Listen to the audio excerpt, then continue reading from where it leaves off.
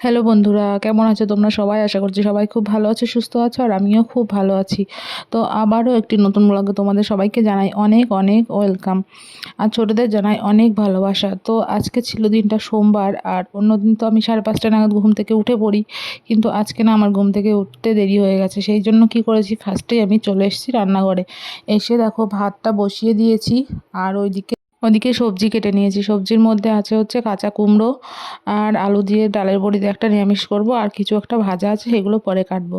তো সেই মতো ভাতটাকে বসিয়ে দিয়ে আমি এই যে সবজিগুলো বসিয়ে দিলাম, আর ভাতটা বসিয়ে দিয়ে আমি গেছিলাম সবজিগুলো কাটতে। এসে দেখি ভাতটা উঠতে গেছে।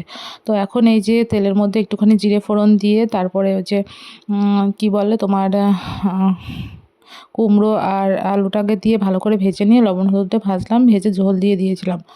আর তারপরে তার আগেই দেখেছিলে ডালে বড়িগুলো আমি ভেজে রেখেছিলাম। তো তারপরে ঝোলটা একটু ফুটে উঠলে এই যে ডালে বড়িগুলো দিয়ে দিলাম। ব্যাস, এই সবজিটা খেতে কিন্তু খুব ভালো লাগে এইভাবে, আর আমার বরমশাই এটা খুব পছন্দ করে। আর ওইদিকে তোমরা দেখতেই পেলে আমার ভাতটা হয়ে গেছে, আর আমি বেগুন আর পটল কেটে নিয়েছি, এগুলো হচ্ছে ভাজা করব। তো তরকারিটাও নামিয়ে নিয়েছি, ভাতটাকেও নামানো হয়ে গেছে। এখন এই যে আমি ভাজাটা বসিয়ে দিয়েছি, 2টো বেগুন আর 4টে পটল, ওই কিছুটা দিয়ে দেবো আর কিছুটা খেয়ে যাবে।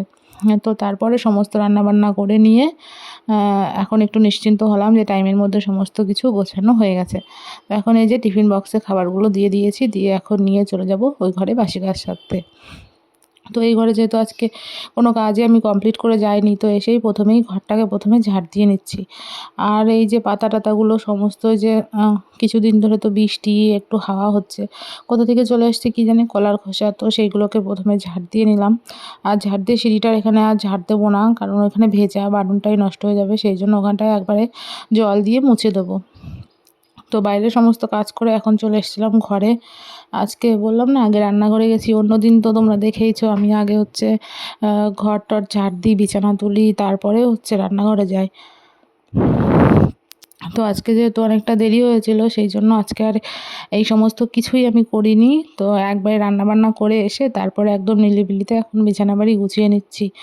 আর বাইরে কিন্তু এখনও বৃষ্টি হচ্ছে, যে পরিমাণ বৃষ্টির জল বাড়ছে, এখন না একটু একটু ভয় ধরে গেছে মনের মধ্যে, যে হচ্ছে বন্যা না এসে যায়। দেখো, রোজই কিন্তু বৃষ্টি হয়, দিনের বেলা যদিও বা না হচ্ছে, রাত্রিবেলা ঝমঝমিয়ে বৃষ্টি, এরকম একটা পরিস্থিতি হয়ে যাচ্ছে। চারিদিকে তো পুকুর গর্ত সব ভরে গেছে, কি যে হবে ভগবানই জানে। তো ভয় ভয় লাগে। আর জানো তো, পিঁপড়ে, তারপরে মাছি, মশা প্রচণ্ড উপদ্রব বেড়েছে। আর এইদিকে দেখো, জানলাগুলোকেও আমি খুলে দিলাম, খুলে টুলে দিয়ে এখন বিছানাটাকে আমি সুন্দর করে ঝেড়ে পুছে নিচ্ছি।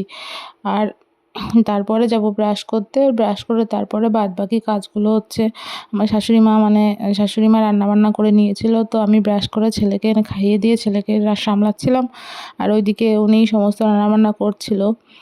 তো এই যে ব্রাশ ট্রাশ করার পরে, এটা দুপুরবেলার সময় স্নান টান করে ছাদে গিয়েছিলাম জামা কাপড় মেলতে, গিয়ে দেখি এত সুন্দর ফুল হয়ে আছে।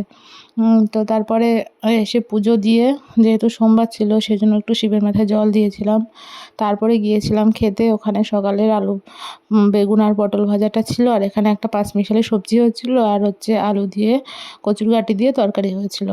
ভাত টাত খেয়ে এসে দেখলাম একটা ড্রাগন কেটে পুজো দেওয়া হয়েছিল, তার অর্ধেকটা ছিল, আর ড্রাগনটা আমি খাচ্ছিলাম। প্রচণ্ড মিষ্টি, জানো না, নিজেদের গাছের ড্রাগন, খুব সুন্দর। কেনা ড্রাগন কিন্তু আমি খেতেই পারি না। আর আমার ছেলের মুখে একটু দিয়েছি, দেখো আমার ছেলে কেমন করছে।